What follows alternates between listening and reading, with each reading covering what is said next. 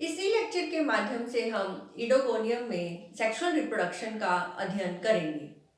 इडोगोनियम में advanced oogamous type का sexual reproduction पाया जाता है। इसके मेल सेक्स ऑर्गन को हम एंथ्रीडियम कहते हैं व फीमेल सेक्स ऑर्गन को oogoनियम कहते हैं। Antheridium produces antherozoids and oogonium produces egg.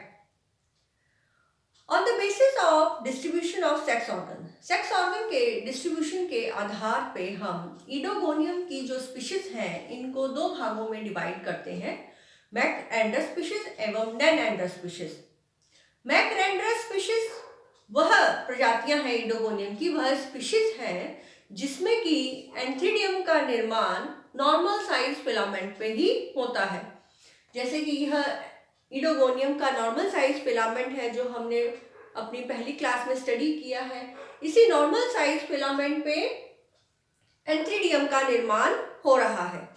इसे ऐसी स्पीशीज को हम इडोगोनियम की ऐसी स्पीशीज को हम मैकरेंडर स्पीशीज कहते हैं। जबकि नैनरेंडर स्पीशीज, नैन शब्द जो है नैनो से लिया गया है और नैनरेंडर स्पीशीज इडोगोनियम की वह स्पीशीज हैं जिसमें कि एंथ्रीडियम का निर्माण इस नॉर्मल साइज फिलामेंट पे ना होकर एक अलग से छोटे फिलामेंट जिसे हम ड्वार्फ मेल कहते हैं, इस ड्वार्फ मेल पर एंथ्रीडियम का निर्माण होता है। यह बेसिक डिफरेंस है मैकरेंडर स्पीशीज में और नैनरेंडर स्पीशीज में। और एंथ्रीडिया के डेवलपमेंट के आधार पे ही इडोगोनियम की स्पीशीज को दो भागों में जो है डिवाइड कर दिया गया है, मैकरेंडर्स और नैनरेंडर स्पीशीज में।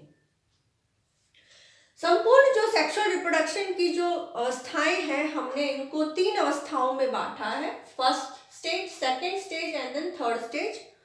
First stage is the development of antheridium, antheridium का निर्माण। Second stage is the development of oogonium, oogonium का निर्माण। Third stage is fertilisation, development of zygote and then germination of zygote. आइए हम सबसे पहले इस अवस्था फर्स्ट ए जिसमें कि development of antheridium in macrandrous species, हम मैकरेंडर स्पीशीज में एंथ्रीडियम के निर्माण को देखते हैं।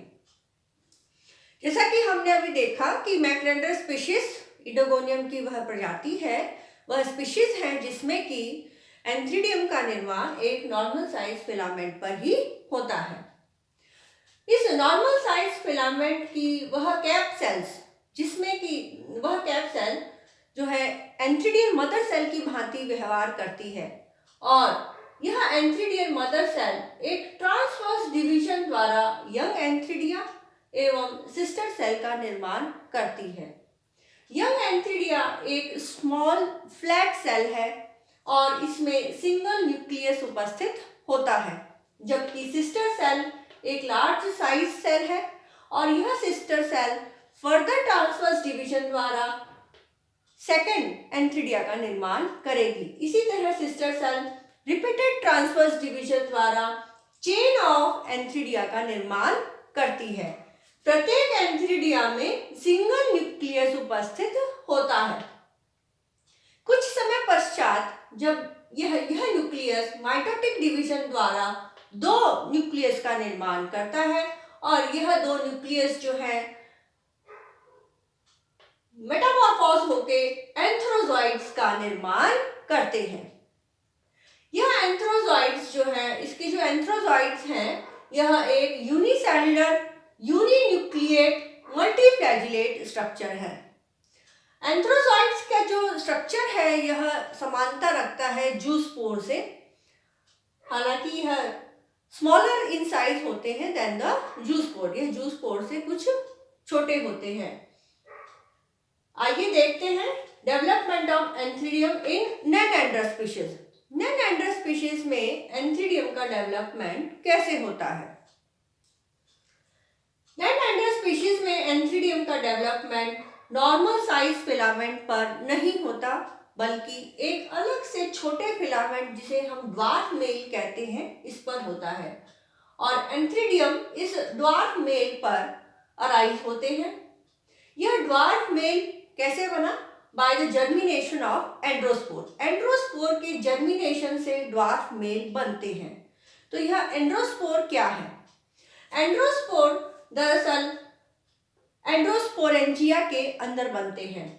जो नॉन एंड्रस स्पीशीज है इडोगोनियम की, इन इडोगोनियम की नॉन एंड्रस स्पीशीज में एक और स्ट्रक्चर पाया जाता है जिसे हम एंड्रोस्पोरेंजिया कहते हैं।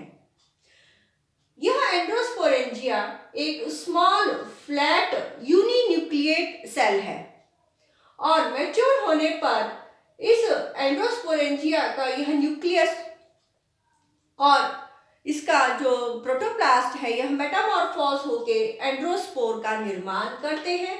एंड्रोस्पोर जो है यूनिसेलुलर यूनिन्यूक्लिएट मल्टीफ्लैजिलेट स्ट्रक्चर है। एक एंड्रोस्पोरेंजिया में एक ही एंड्रोस्पोर का निर्माण होता है। यह एंड्रोस्पोर रिलीज होकर और वाटर में स्विम करके यह जो ऊगोनिया के नीचे उपस्थित सपोर्टिंग सेल है इसके पास पहुंचता है और यह कीमोटैक्टिकली अट्रैक्ट होता है ऊगोनिया की तरफ और यहाँ पर यह सपोर्टिंग सेल में एंटर कर जर्मिनेट करेगा और जर्मिनेट करके ड्वार्फ मेल का निर्माण करता है। ड्वार्फ मेल एक छोटा सा स्ट्रक्चर है जिसमें कि एक होल्ड फास्ट कोशिका है नीचे की तरफ और ऊपर की तरफ इसमें चेन ऑफ एंथ्रिडिया उपस्थित है। यह एंथ्रिडिया चेन जिसमें कि जो है एंथ्रिडिया एक स्मॉल फ्लैट कोशिकाएं हैं और इनमें इनके जो न्यूक्लियस है माइटोटिक डिवीजन द्वारा दो न्यूक्लियाई का निर्माण करते हैं और यह दो न्यूक्लियाई बाद में प्रोटोप्लास्ट के साथ जो है इनका विभाजन होता है और यह मेटामॉर्फोज होके और एंथ्रोजॉइड्स का निर्माण करती है। इस तरह हमने देखा कि मैक्रोएंड्रस स्पीशीज में एंथ्रोजॉइड्स का निर्माण एक नॉर्मल साइज फिलामेंट पर हो रहा है, जबकि नॉन एंड्रस स्पीशीज में एंथ्रोजॉइड्स का निर्माण एक अलग से छोटे ड्वार्फ मेल पर होता है और यह ड्वार्फ मेल अराइज होते हैं bye the germination of androspore. Androspore के जर्मिनेशन के द्वारा होते हैं। आइए देखते हैं अब डेवलपमेंट ऑफ ऊगोनियम। ऊगोनियम का डेवलपमेंट कैसे होता है? Development of oogonium is similar in both the macrandrous and nannandrous species. Oogonium का डेवलपमेंट मैक्रोएंड्रस स्पीशीज एवं नॉन एंड्रस स्पीशीज में सिमिलर होता है, इनमें कोई विभेद नहीं होता है।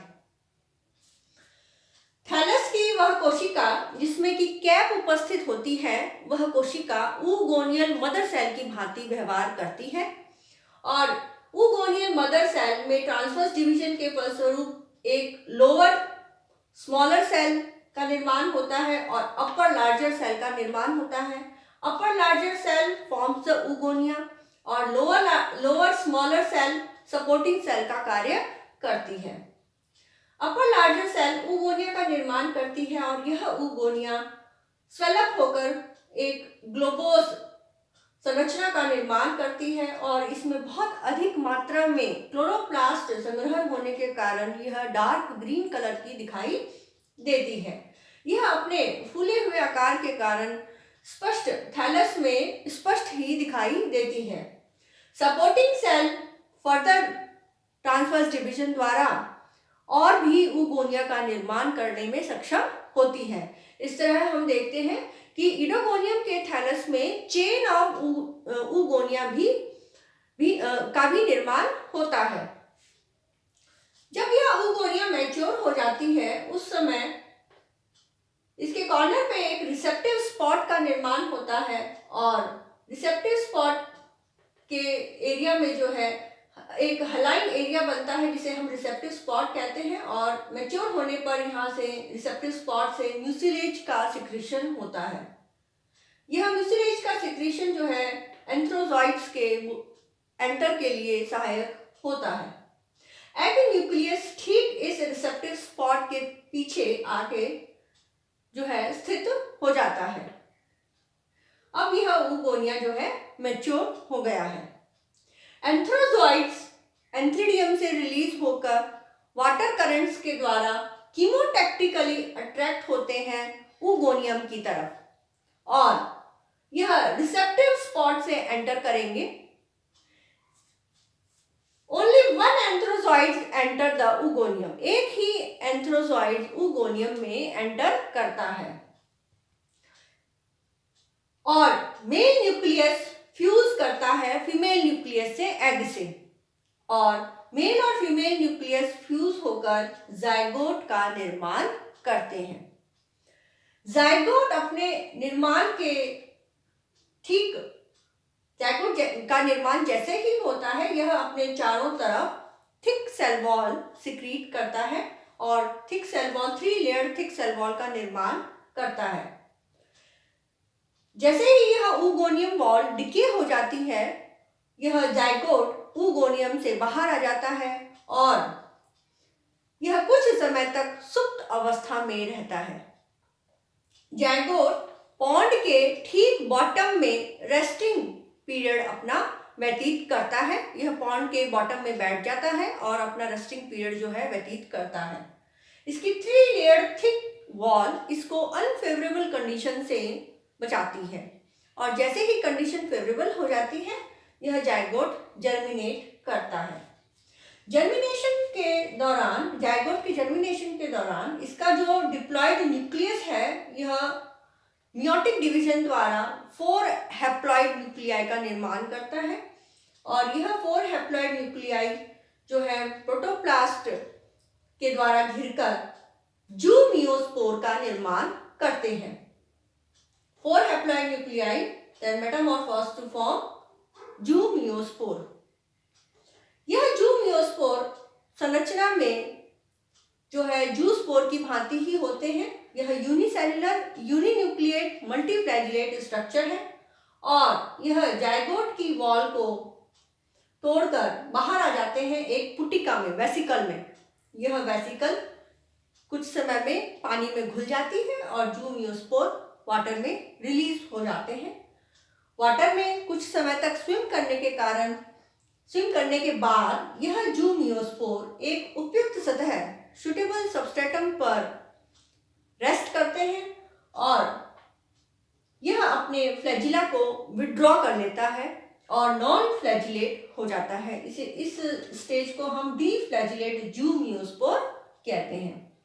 यह डी फ्लैजिलेट जूमियोस्पोर देन इलोंगेट्स, यह इलोंगेट करता है और इसमें एक ट्रांसवर्स डिवीजन के फलस्वरूप अपर सेल, एपिकल सेल एवं लोअर होल्ड फास्ट का निर्माण होता है।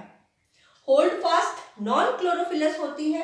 एपिकल सेल में क्लोरोफिल पिगमेंट उपस्थित होते हैं। होल्ड फास्ट सेल सतह से चिपकने में सहायक होती है और apical cell further transverse division द्वारा एक ईडोगोनियम के फिलामेंट का निर्माण करती है। इस तरह हमने देखा ईडोगोनियम में सेक्सुअल रिप्रोडक्शन पूर्ण होता है। Thank you.